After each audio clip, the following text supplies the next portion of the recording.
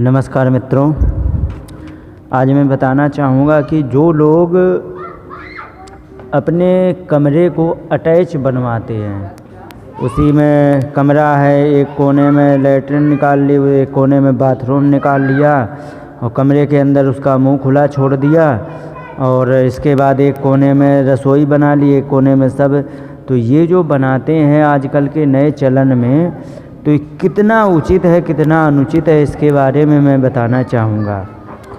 तो देखो, पहले के पुराने कोई भी मंदिर देख लो, बड़े बड़े कोई भी देख लो, उसमें कहीं भी, जैसे कि मान लो कि आप लाल किला दिल्ली का देखो, तो लाल किला में सब कुछ मिल जाएगा, स्नान करने का भी स्थान मिल जाएगा, लेकिन लेटरिन का स्थान पुराने हिसाब से नहीं मिलेगा। अब नया बनवा लिया हो तो नहीं कह सकता हूँ, पर पुराने हिसाब से नहीं मिलेगा। इसका कारण क्या है कि सबसे ज़्यादा नेगेटिविटी यदि देने वाला है तो वो मात्र है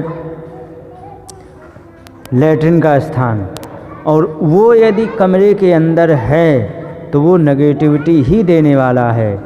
तो उसमें क्या कहते हैं कि एक बनवा लिया, वहीं खाए उठे और सब कुछ किया और उसी कमरे में, तो उसमें नेगेटिविटी फैल जाती। तो वास्तुशास्त्र के हिसाब से ऐसा कभी नहीं बनवाना चाहिए। कमरा अलग होना चाहिए, लेटरिन और बाथरूम का स्थान ऐसा हो जो कमरे के अंदर उसका दरवाज़ा नहीं खुलना चाहिए, ऐसा होना चाहिए। इससे क्या है कि कमरे के अंदर नेगेटिविटी नहीं है। पता लगे एक कोने में रसोई बन रही है, एक कोने में भगवान जी हैं, एक कोने में लेटरिन है, एक कोने में ये सब बना हुआ है, तो ये बिल्कुल नहीं चलना चाहिए। एक कमरे में रसोई और शयन कक्ष, भगवान के पूजा स्थल होना चाहिए, इसके अतिरिक्त नहीं।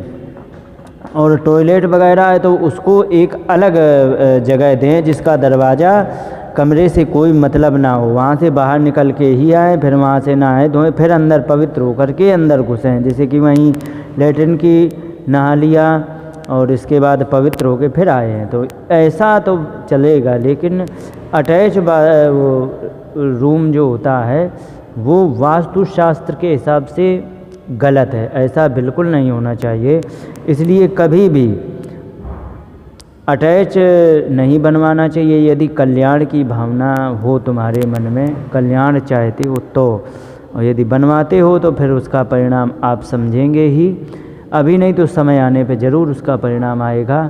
तो इसलिए यदि अच्छाई यही है कि अटैच ना हो, एक आध दिन के लिए रहना हो तो कोई फ़र्क नहीं पड़ेगा, लेकिन अगर जो आपको परमानेंट रहना है तो उसका अलग ही हो, तब अच्छा होता है। इन्हीं शब्दों के साथ बात को विराम देते हुए नमस्कार, जय हिंद।